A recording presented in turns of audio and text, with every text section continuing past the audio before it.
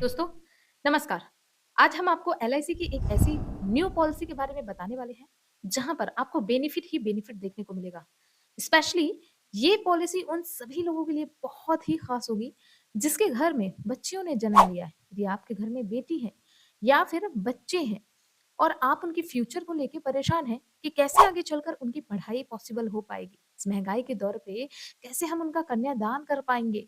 तो ऐसी अगर समस्याएं आपके सामने हैं या फिर आप अपने लिए खुद भी ये चाहते हो कि हमारे पार्टनर को बहुत अच्छा लाभ मिले, तो ये पॉलिसी आपके लिए बहुत ही खास होगी।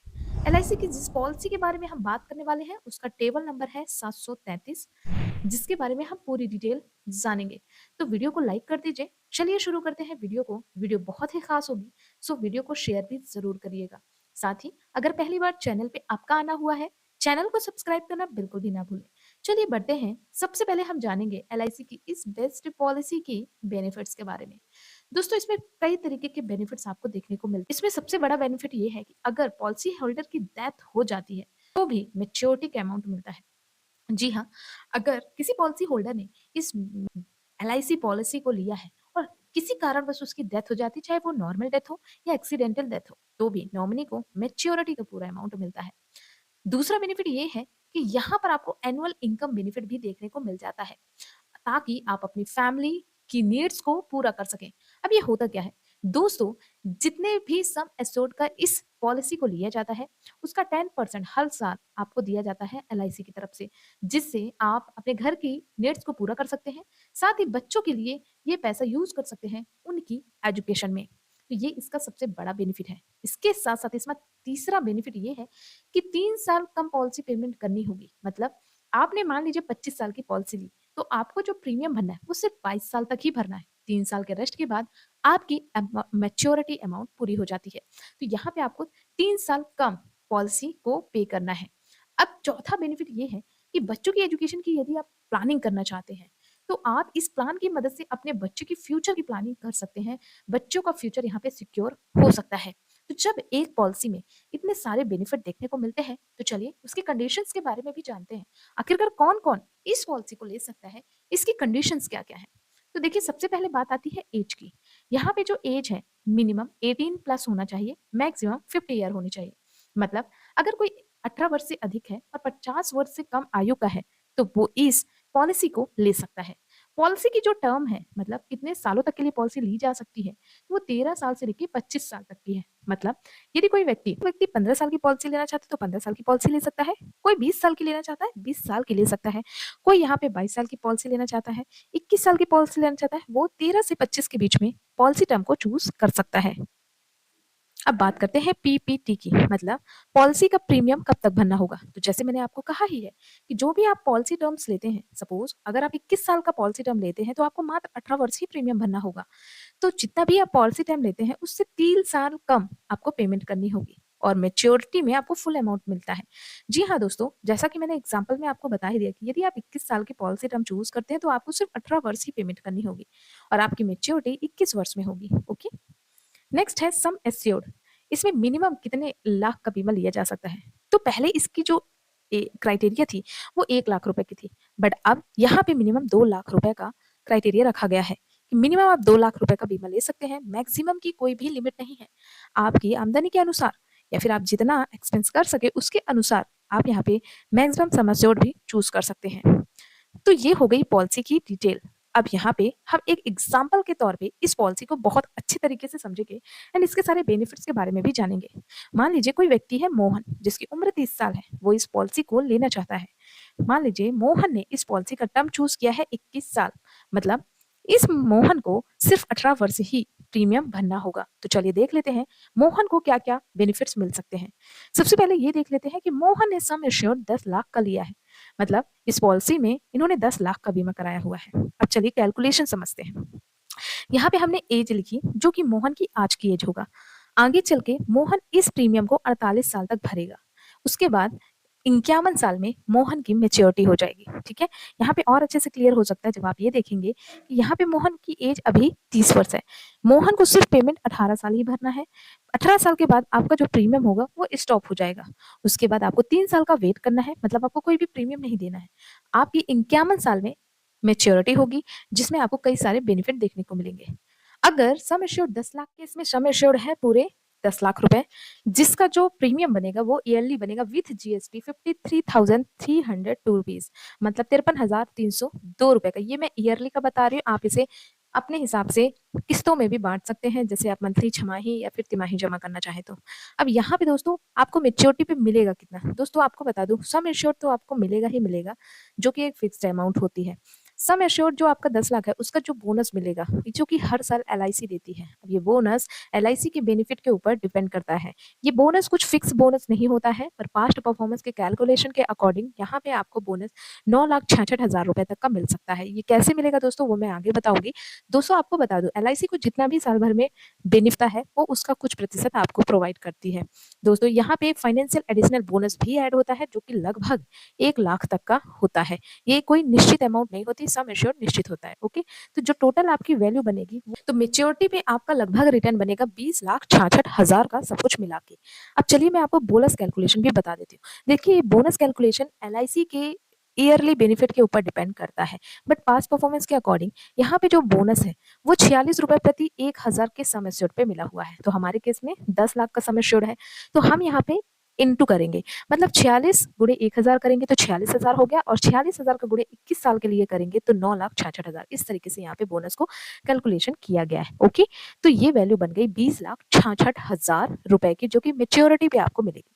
लेकिन ये सीधा सीधा अमाउंट है, मतलब यहाँ पे अभी हमने कोई भी एडिशनल बेनिफिट को ऐड नहीं किया है। अब यहाँ पे इन केस अगर किसी भी पॉलिसी होल्डर की डेथ हो जाती है, तो फिर उसमें क्या क्या बेनिफिट मिलेगा और उसके बाद मेच्योरिटी का अमाउंट कितना बनेगा, वो भी हम चलिए देख लेते हैं। दोस्तों अगर मान लीजिए जो मोहन है, उसकी 35 की एज में डेथ हो जाती है, 30 में उसने पॉलिसी ली, लेकिन आगे चल के 35 की एज में उसकी डेथ हो जाती है, तो उस केस में इसे क्या क्या बेनिफिट मिलेगा। तो यहाँ पे दोस्तों आपको जो बेनिफिट मिलेगा वो आप थोड़ा सा समझ लीजिए। यहाँ पे मोहन की एज अभी क्या थी जब उसने पॉलिसी ली, 30, 35 में मोहन की डेथ हो गई, तो 35 से 51 तक के जो 16 ईयर का गैप है, उसमें उसमें मोहन के नॉमिनी को उसके सम एश्योर्ड का 10% हर साल मिलेगा, 10% हर साल मिलेगा। साथ ही साथ मेच्योरिटी का अमाउंट भी मिलने वाला है। मतलब अगर हम बात करें सम एश्योर्ड के 10% की, तो वो लगभग होता है 1 लाख रुपए, प्लस मेच्योरिटी अमाउंट भी उसे मिलेगा, जो कि आगे आपको बताया गया है।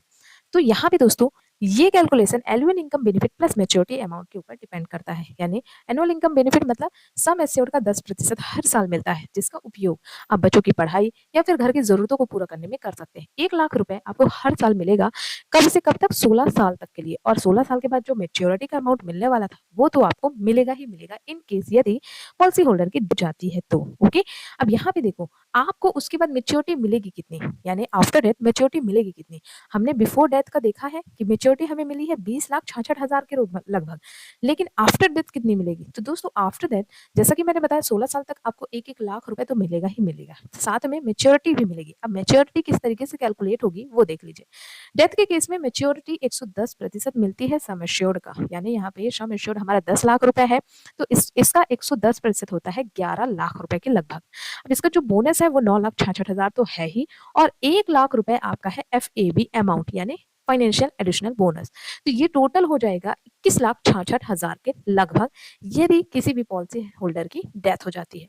सिर्फ इतना ही नहीं, इसमें कुछ एडिशनल बेनिफिट्स भी मिलते हैं। यदि आप उन्हें जानना चाहते हैं तो वीडियो को लाइक जरूर कर दीजिए। दोस्तों अगर कोई भी पॉलिसी होल्डर एक्स्ट्रा प्रीमियम पे करता है फॉर एडिशनल बेनिफिट्स के लिए, तो उसे टर्म राइडर भी मिल जाता है।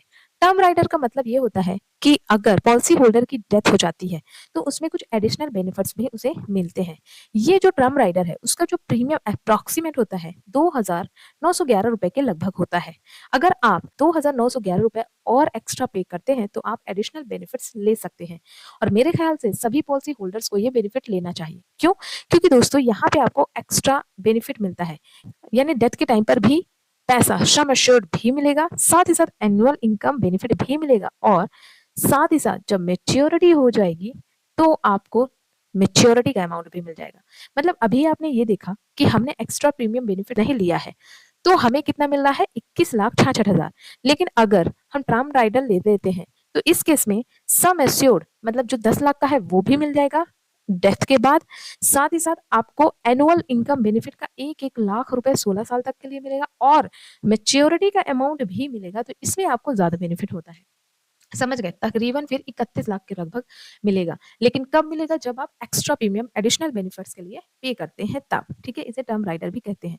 इसके अलावा भी यहाँ पे कई सारे राइडर्स होते हैं जिसे एडिशनल राइडर कहते हैं, जैसे accidental death and disability rider.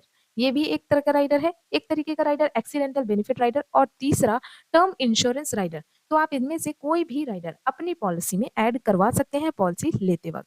मेरे हिसाब से टर्म राइडर ज़रूर लेना चाहिए कि इन केस किसी भी व्यक्ति की मृत्यु हो जाती है तो ऑन स्पॉट नॉमिनी को 10 लाख रुपए या सम एश्योर्ड में उसने जितना अमाउंट लिया है उतना उसे मिल जाएगा। साथ ही साथ एडिशनल एनुअल इनकम बेनिफिट भी मिल जाएगा। इसके साथ साथ मैच्योरिटी का अमाउंट भी मिल जाएगा। तो ये एक एक्स्ट्रा बेनिफिट होता है। इस पॉलिसी को खास बनाने के लिए यही बेनिफिट काफ़ी है। एंड अदर बेनिफिट्स की अगर मैं बात करूँ तो यहाँ पे देखिए आपको सरेंडर वैल्यू का भी बेनिफिट मिल जाता है। मतलब अगर आप आगे चलकर अपनी पॉलिसी को बंद करवाना चाहते हैं तो उस केस में आप अपनी पॉलिसी को सरेंडर कर सकते हैं। सरेंडर आप कब कर सकते हैं? पॉलिसी शुरू होने के 1 साल बाद ही आप ये सुविधा ले सकते हैं। 1 साल बाद अपनी पॉलिसी को आप सरेंडर कर सकते हैं, पर पॉलिसी की सरेंडर वैल्यू जो भी होगी वो आपको मिल जाएगी। इसके अलावा यदि आप इस पॉलिसी से लोन लेना चाहते हैं तो वो सुविधा भी आपको मिल जाती है। यानी आप अगर अपनी पॉलिसी से लोन लेना चाहते हैं तो पॉलिसी होने के 1 साल बाद से ही आप लोन ले सकते हैं। ओके? इसके अलावा यहाँ पे फ्री लूप पीरियड भी होता है। फ्री लूप पीरियड क्या होता है? कई बार ऐसा होता है कि जब आप पॉलिसी लेते हैं तो उसकी टर्म्स एंड कंडीशन जो आपको समझ में नहीं आती, पॉलिसी लेने के बाद आपको पता चलता है कि जो कंडीशन बताई गई थी एक्चुअली में वो चीज़ नहीं है। तो उस केस में आपका मन पड़ता है कि हम पॉलिसी को बंद करवा दें, कैंसल करवा दें। तो यहाँ पे फ्री लूप पीरियड आपको मिल जाता है ताकि आप अपनी पॉलिसी को कैंसल भी करा सकते हैं, ठीक है? ये कितने समय पे करा सकते हैं दोस्तों? अब इसकी टाइमिंग हो गई है 30 डेज़ तक, मतलब पॉलिसी लेने के 30 दिन बाद तक 30 दिनों तक आप पॉलिसी को कैंसल करवा सकते हैं। क्लियर? ओके। अब यहाँ पे प्रीमियम के मोड देख लेते हैं। दोस्तों प्रीमियम जो मोड है वो monthly, quarterly, half yearly, yearly सभी तरह के मोड मिल जाते हैं। आपको जो सूटेबल लगे आप चूज़ कर सकते हैं। यदि आप मंथली प्रीमियम मोड लेना चाहते हैं तो आप नेक्स्ट ऑप्शन के थ्रू मंथली प्रीमियम मोड ले सकते हैं। इससे आपको आपके बैंक से ऑटो डिडक्ट हो जाएगा। इसके अलावा यहाँ पे रिवाइवल का भी सुविधा मिलता है। मतलब किसी कारणवश यदि किसी पॉलिसी होल्डर ने अपनी पॉलिसी की प्रीमियम नहीं भरी है और उसकी पॉलिसी बंद हो चुकी है और अब वो चाहता है कि पॉलिसी को फिर से शुरू करवाए, तो दोस्तों आप यहाँ पे 5 सालों तक का आपको टाइम मिलता है। 5 साल के भीतर आप अपनी पॉलिसी का जो भी प्रीमियम अमाउंट है वो सब भरकर दोबारा से अपनी पॉलिसी को शुरू करा सकते हैं। इसके अलावा इस पॉलिसी में टैक्स बेनिफिट भी आपको देखने को मिलता है। पॉलिसी के प्रीमियम की पेमेंट अगर आप करते हो तो डिडक्शन आप इनकम टैक्स के सेक्शन 80C के तहत आप ले सकते हैं। साथ-साथ जो भी मैच्योरिटी का अमाउंट मिलता है या फिर आपकी डेथ के बाद यदि नॉमिनी को डेथ क्लेम मिलेगा तो उसपे भी कोई भी टैक्स नहीं देना होगा। तो ये जो पॉलिसी है उसकी मैच्योरिटी पे कोई भी टैक्स नहीं देना होता है। तो ये टैक्स फ्री पॉलिसी है, तो बेस्ट ऑप्शन हो सकता है। तो इस पॉलिसी के बारे में मैंने सारी डिटेल आपको बता दी। कैसी लगी पॉलिसी ज़रूर बताइएगा। अब चलिए मैं आपको इस पॉलिसी का नाम भी बता देती हूँ। मार्केट में इस पॉलिसी को 2 नामों से जानते हैं। पहला जीवन लक्ष्य प्लान नंबर 733 या फिर इसे कन्यादान पॉलिसी के नाम से भी जाना जाता था। तो यहाँ पे अगर आप जीवन लक्ष्य पॉलिसी टेबल नंबर 733 जो पहले 933 के नाम से जाना जाता था, इसमें बहुत सारी सुविधाओं को ऐड किया गया है। कैसी लगी आपको पॉलिसी मुझे कमेंट में ज़रूर बताना। अगर कोई क्वेरी है तो भी आप क्वेश्चन कर सकते हैं। आप हमें इंस्टाग्राम पे ज़रूर फॉलो करिए। इंस्टाग्राम का हैंडल वीडियो के डिस्क्रिप्शन पे दिया हुआ है। साथ ही साथ आप हमारे फेसबुक पेज को भी ज़रूर ज्वाइन करिए। और अगर आप ये वीडियो फेसबुक पे देख रहे हैं तो लाइक और फॉलो ज़रूर करिएगा। मिलते हैं अगली वीडियो में, तब तक के लिए धन्यवाद दोस्तों।